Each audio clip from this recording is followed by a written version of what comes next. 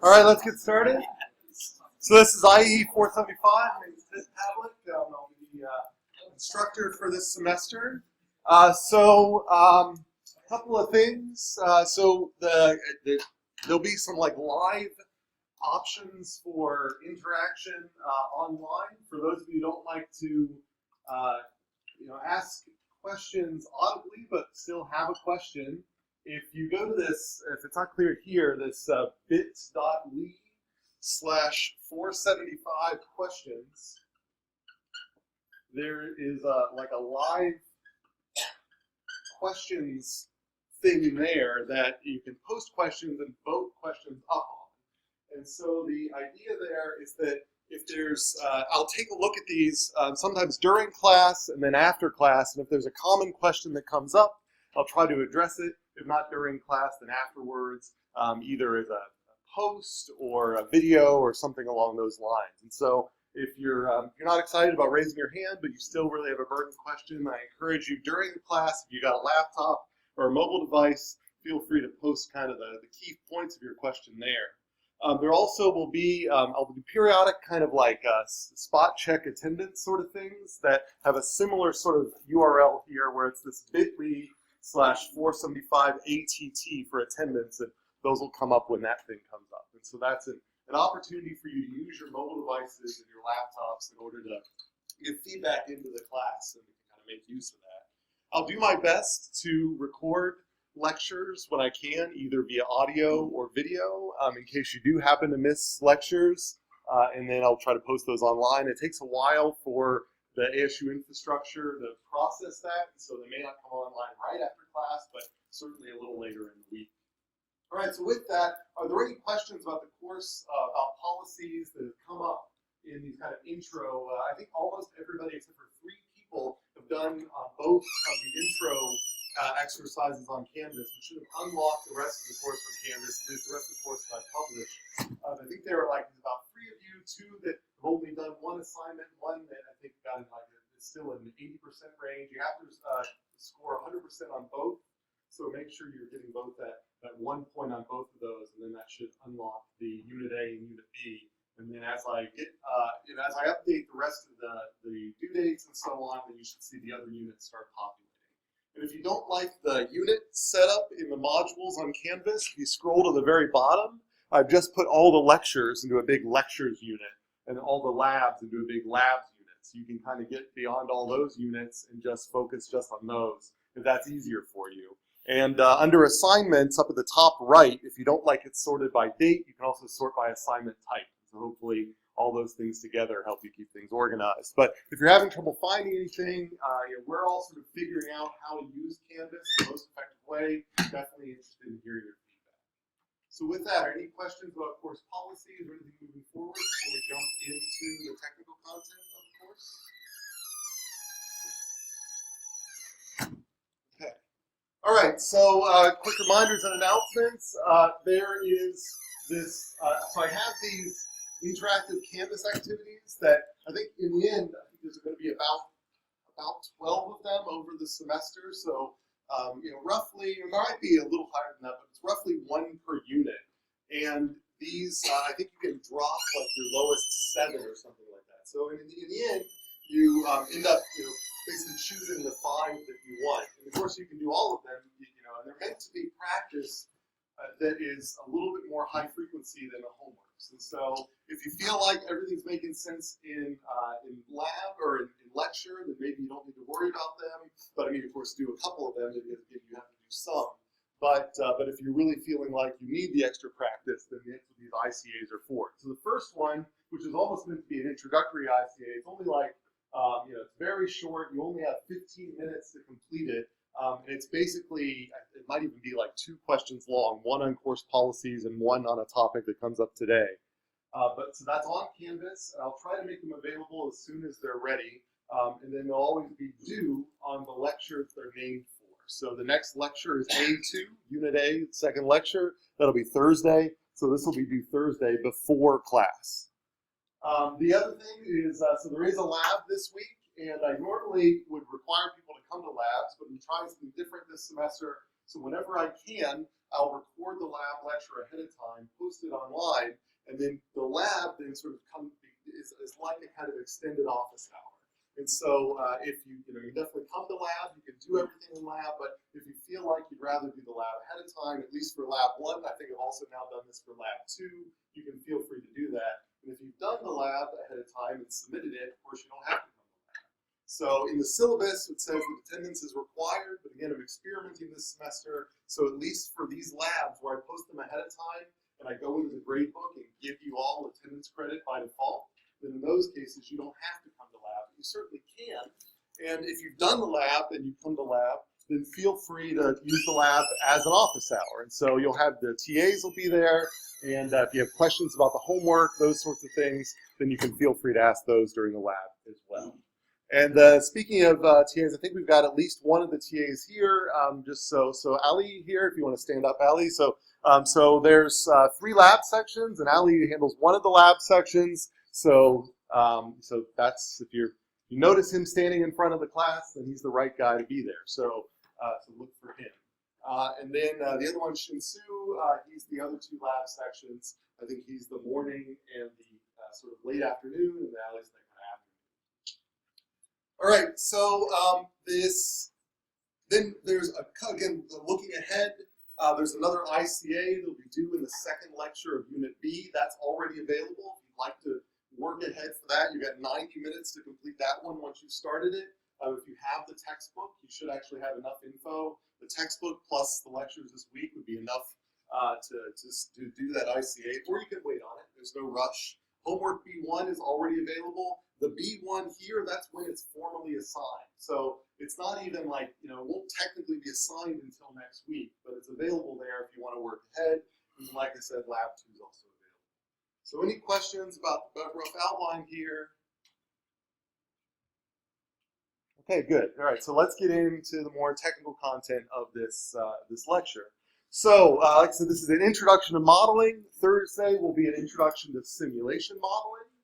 So, my background is a little funny. I actually started out really early in my career in software engineering. Then that was actually before I went to undergrad. It's been about 10 years in software engineering. Then I got my BS in electrical engineering. Moved on to get my master's and PhD in electrical engineering, did a postdoc in computer science. Then I did a postdoc in biology. So studied behavioral ecology, worked in a wet lab, and now I'm teaching industrial engineering and also working with industrial engineering students. So it seems like a maybe not a traditional route to industrial engineering, but it's combining a little bit of engineering and a little bit of science. But I'm hoping to motivate that actually I think this route has been, these two paths have been complementary for me as I've started to work in industrial engineering. So let's see what I mean by that. So let me see what you guys think. What do you think industrial engineering is? So does anybody have a definition? If if they hear you're majoring in industrial engineering, and your friends say, well, "What is that?" I never quite understood what industrial engineering is. Does anybody have like a what their go-to definition is? When I was an electrical engineer, people always said, "Oh, so you fix TVs?" And I'd say, "No," and then yeah. Process optimization. Okay, so that's so. What's the kind of a more lay version of what you just said? Well, that's usually what I describe as. Okay, so the answer there is process optimization. Totally understandable answer right there. Amongst friends here, but if we're trying to think of people who come from outside the field, how would we define chemical engineering? We probably could come up with an easier definition. You could tell a fourth grader or something like that. So how do we explain industrial engineering to a fourth grader? What is industrial engineering? Anybody? Yeah. If you have like a system and there's like a bottleneck or an issue, our job is to fix that bottleneck or issue. Basically be as efficient as possible. So efficiency keeps coming up for sure, right? So, but I like the systems. You have a system, whatever this thing, a system is, and there's this problem, and we're here to solve it, right? So what we're kind of getting in here is that industrial engineering is somehow an engineering that is, it's an engineering of engineering, right? So the chemical engineers, the electrical engineers, the material science engineers, they've given us a little bit. They've given us the pixel of this screen. They've given us something that needs to be manufactured, or they've given us something that needs to be at a particular spot in a manufacturing line. And suddenly we're then thrown in to be sort of the engineering on top of that engineering. And so industrial engineering is sort of this engineering of industry. So we'll get into that here in a second. But before we can drill down into that, here's another question. What is the difference between science and engineering? Does everybody have a sort of how would you, if somebody say, well, what is an engineer? Why should so of course you have some terrible high school counselor who says, oh, you're good at math. And so I think you should either go into science or engineering. And they say, well, so what's the difference there? And what would be a good answer to that? What's the difference between science and engineering? Anybody? Yeah. I think engineering is the application of science into real life issues, problems. Okay, that's a good, interesting answer. So engineering is like applied science into into real life problems. I like that answer for engineering, but then how do we define science? And what is science? Yeah. Science trying to understand the world and make it then we use the science and engineering to help. Okay, I like that. So science seems to be about understanding the world, coming up with knowledge about the world that we can depend upon, and then engineers use that. So science, this is one definition I copied out of, I forget what source, but such knowledge or such system of knowledge concerned with the physical world and its phenomena. So scientists grows a body of knowledge about the natural world by making, and I bold this, inferences from data gathered in experiments. So scientists do experiments, gather data, saying, how can I understand that data? Here's a hypothetical model. Go back and test their model, and if it works out, then they give those models to engineers, and then the engineers build off of those. So then engineering, the application of science and mathematics, by which the properties of matter and the sources of energy in nature are made useful to people. So useful to people, that's also, economics comes into play there. So if you think about, every once in a while you might have a friend who's in physics, and they might work in a lab where they built one apparatus for one experiment, and it has to last 1 week. And they build a lot of technology together. The reason that's not engineering, and that's just physics, is that thing that they built only has to be useful to one lab for one period of time. When you go out and build something, you might have to build something that it operates for 50 years. It might have to be manufactured 1 million times. And of those 1 million times, 999,000 of them actually have to be fit to ship. So that's the big thing about engineering, is that it has to become useful to people, to a large group of people. So an engineer is a consumer of scientific knowledge, and it uses that knowledge about the natural world to construct new things that are useful to people. So all that sounds fine, but then getting back to thinking about these different types of engineering. So a chemical engineer, what do they depend on? Chemistry. You know, when a chemical engineer builds like the thermos that you might carry your coffee in, you know, they have the ideal gas law and all sorts of things like that that they can kind of depend upon, rely upon. They don't have to question. They can take it out of a book and they can use it. And then they build things like soap and toothpaste and recycling processes. That's what a chemical engineer does. An electrical engineer, you know, they want to build things like, you know, the PlayStation 4 or a computer chip or a light bulb. They lean on Maxwell's laws. You know, they take for granted these properties that were given to them by scientists. But then the real question is for us in industrial engineering, what's our picture? What science do we lean on? We just said that engineering is applied science. What science? What is your science? An electrical engineer, we can point to electromagnetism. A chemical engineer, we can point to chemistry. An industrial engineer, who does the science of industry? Yeah. Statisticians, sure, they give us tools for that, and they might, you know, come up with those sorts of things, sure. And you've certainly taken some statistical courses, but my claim is that you've probably taken fewer statistical courses from statisticians than the electrical engineers have taken from, say, physicists, or the chemical engineers have taken from chemists. So stats to you, so far, I think, has been more a tool as opposed to a vocabulary of rules about the world. Yeah. I like that. So it's a combination of sciences. So I think we're getting closer to that. Absolutely. So if we think about it like psychology, think about how much of what you're going to do in the real world is going to have to do with products and how they interact with other products and other people. Then psychology is going to come into it. You know, some of you might become industrial organization, you know, IO specialists. Some of you might go into human factors, study ergonomics. And the psychology of people, the scientific study of the human mind and its functions, especially those affecting behavior in a given context, may be important when you build these systems. And when I say systems, you know, when you talk about you put these things together, now the psychologist will focus on her. We'll focus on her motivations. We'll say, you know what? When somebody crosses the street, there's always a 5% chance they're just going to be an ass and just walk regardless of what the sign says.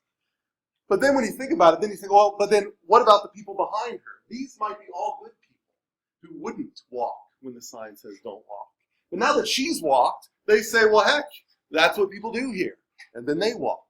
So now we've got this weird system. So maybe social psychology gets involved here. And this is all important to us because a civil engineer is going to ask us the right operational rules for building this crosswalk or coming up with the lighting schedule and those sorts of things. So in the end, you know, we're hobbling together. So there's a little bit of psychology, there's some social psychology, but then the social psychologists don't know how that interacts with the technology. So in the end, we're looking at all of these systems, and we are the ones who have to build the knowledge because there is no single science of industry out there. We serve both purposes. When we look at something like this is just as complex as anything that you would find over in physics or over in chemistry or over in psychology.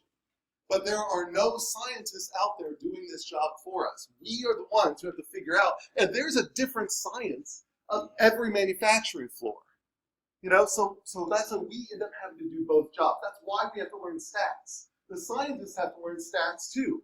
Electrical engineers, they might have to take a stats class, but I guarantee you they won't use it. Ask an electrical engineer what a t-test is. They might say, I remember that from several years ago.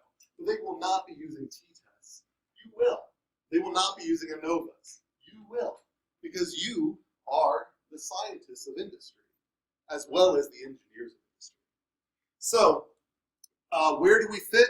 We fit right here in the squarely in the middle. Science, we are, designing experiments. Well, you might know there are classes in IEE called Design of Experiments. We're developing new models. So this is what we're focusing on here today and this week. We're making inferences about the validity of models. We do that a lot this whole course. On the engineering, once we have those models, we're designing new processes using those models for how technology and humans interact, and we're making systems more efficient. So this is, I guess, what sort of frustrates me about, like, if you just look inside SIDC, we have industrial engineering, engineering management, informatics, and then like computer science. And computer science is almost the least sciencey of all of the kind of engineering adjacents.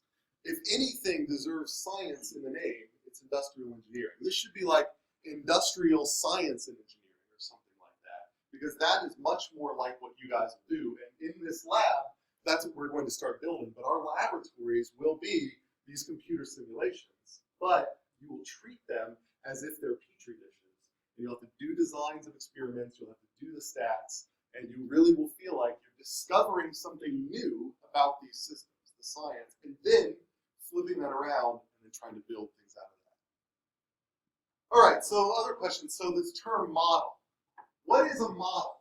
So when we use this term a lot in our engineering courses, in our science courses. We use this in political science. We use this in all sorts of things. So what does this term model mean? Let's get a good definition of what a model is.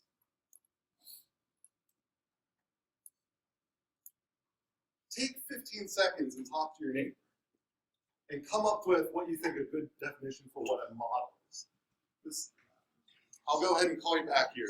15 seconds.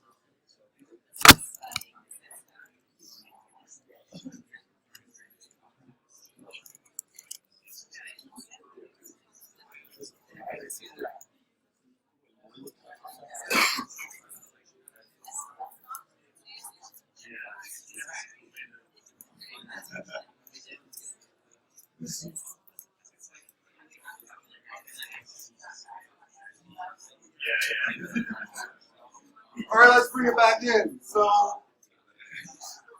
what do we think a model is? A representation of a system. That's pretty good. And it's another answer.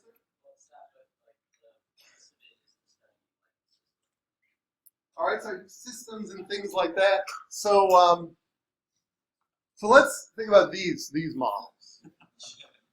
These are models. The definition that I want us to build should apply to these models as well. Why do we call these models?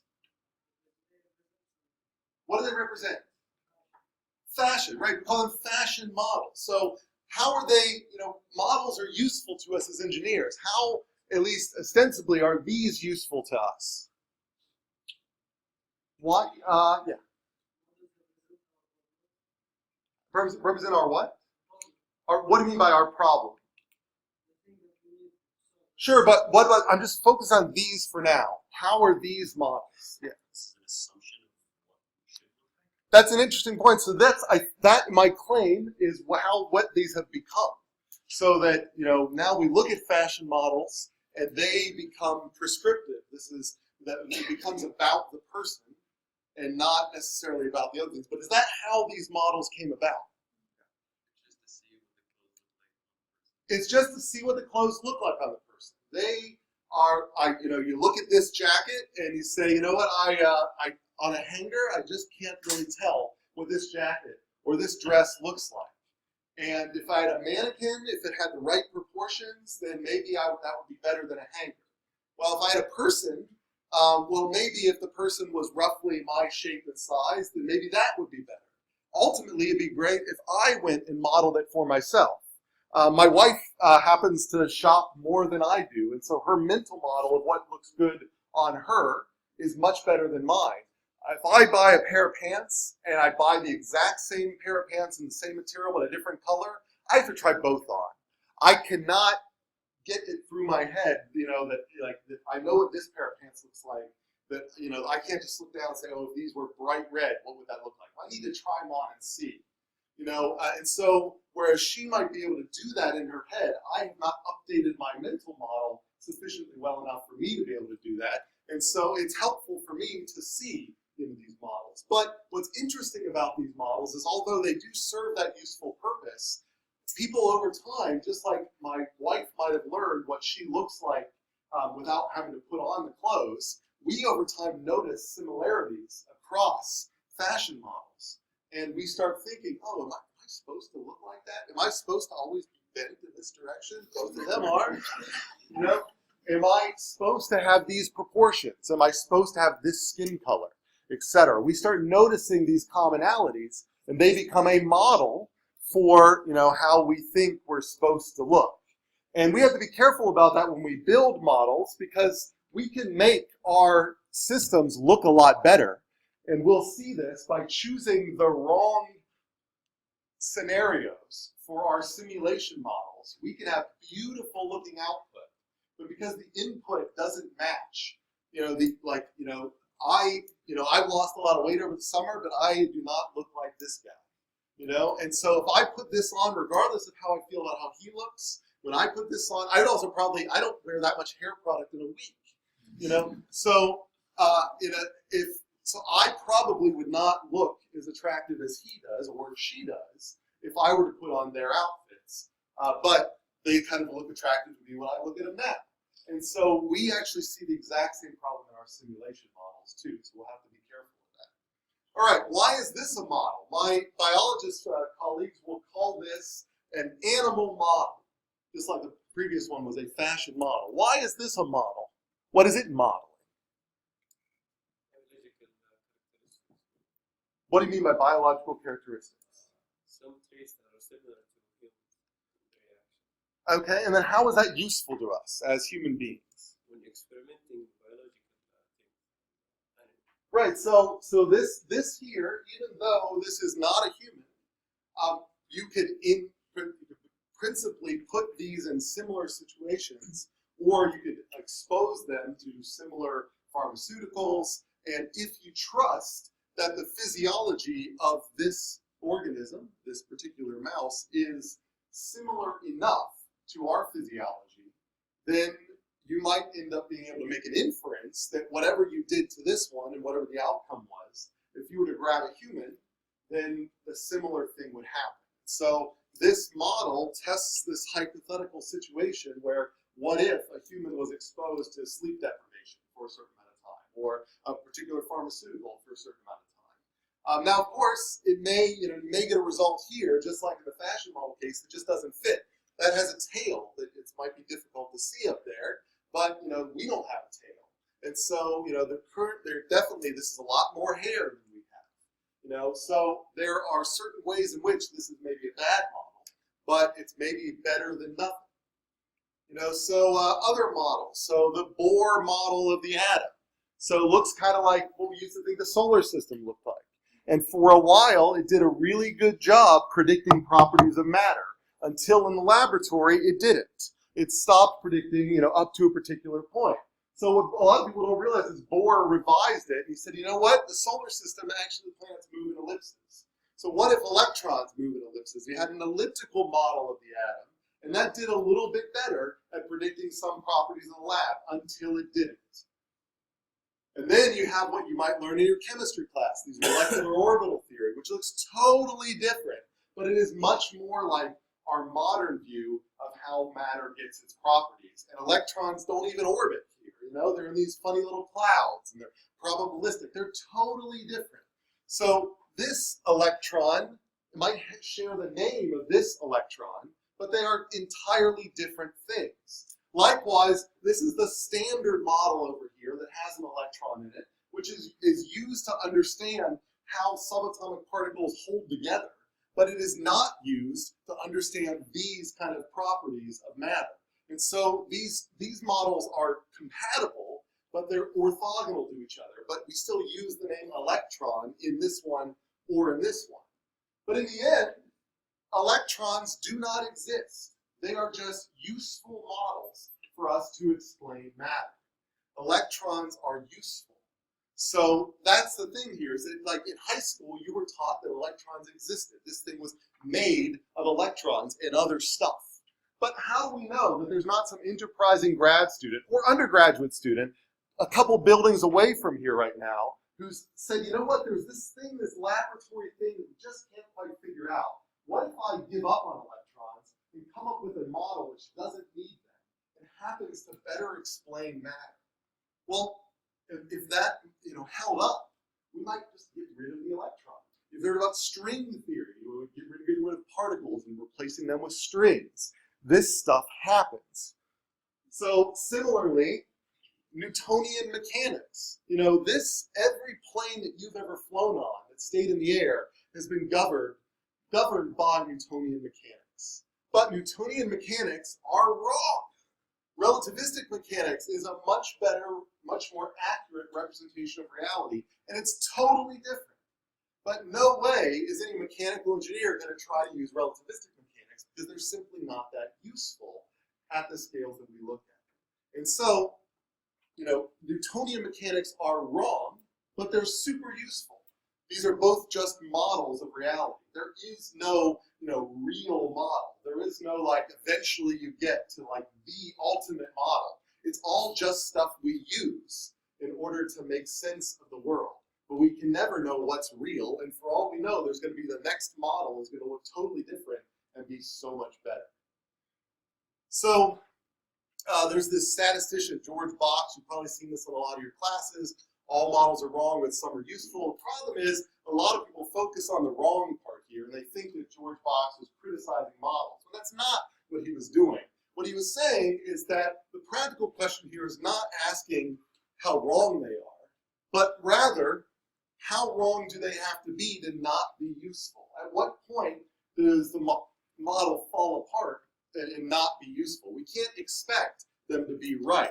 And so that's what he was saying here. We're not ever going to be looking for the whole truth. The real question of interest is the model illuminating and useful? You can come up with a model of that governs the lights in this room by magic or something like that. And that might be a wrong model, but if it does a better predictor of where I'm going to walk next, then it's still a very useful model. So that's really what we're focusing here. So this is a fortune cookie I found once. Do not seek so much to find the answer, so much as to understand the question better.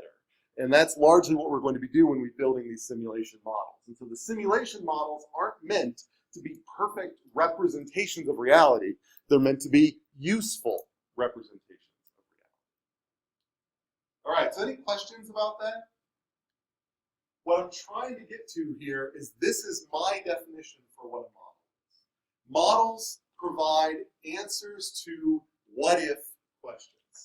So if I were to ask you that or whatever, what's a general definition of a model? This applies to fashion models, this applies to weather models, this applies to anything that has the word model in it. It helps provide an answer to a what-if question.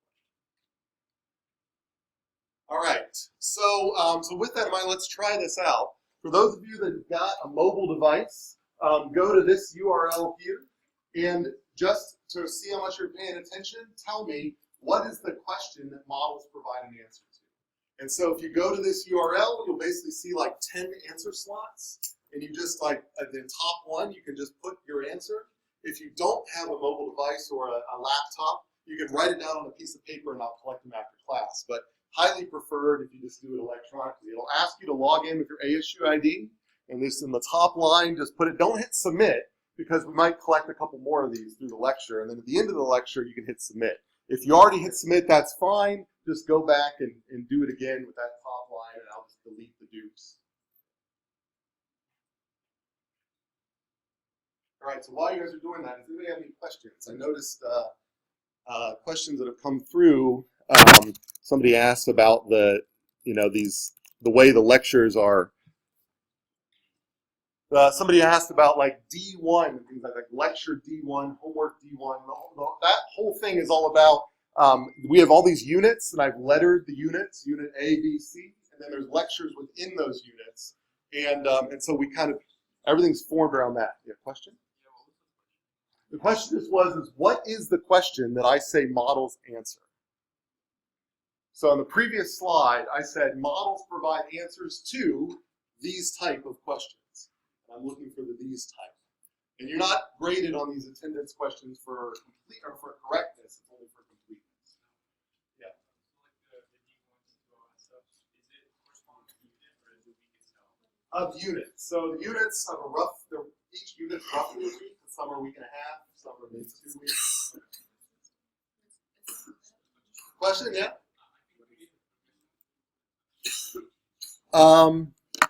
Really?